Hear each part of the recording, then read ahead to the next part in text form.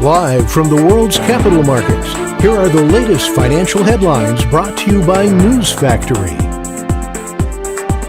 Hello and welcome to Monday's Daily Financial Review. Here's what's making the headlines in the markets today. The dollar-yen price remained largely unchanged in the last session. The stochastic indicator is giving a negative signal, which matches our overall technical analysis. The Bitcoin dropped 0.3% against the dollar in the last session. The stochastic RSI indicates an overbought market. The gold-dollar pair skyrocketed 1.2% in the last session. The MACD's positive signal is in line with the overall technical analysis. The oil-dollar pair skyrocketed 2.2% in the last session. The ultimate oscillator is giving a positive signal, which matches our overall technical analysis. Coming up, the choices from our chief analysts for today.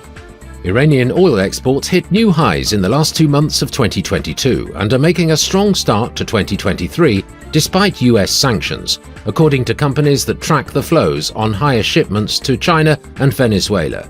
Despite a better-than-expected November GDP figure, UK growth prospects look challenging. A recession is likely through the first half of 2023, but predictions that Britain's downturn will eclipse the rest of the developed world look exaggerated.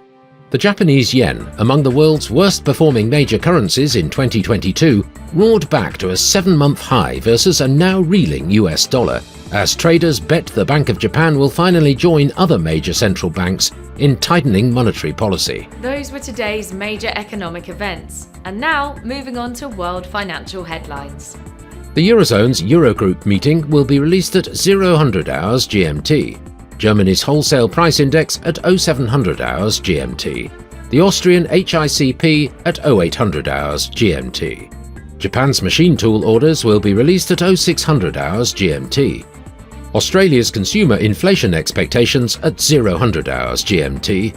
Korea's trade balance at 0200 hours GMT. We hope that you've enjoyed Monday's financial review. On behalf of all of us here, we wish you a productive trading day. Be sure to join us tomorrow morning for the latest news and events from the financial markets.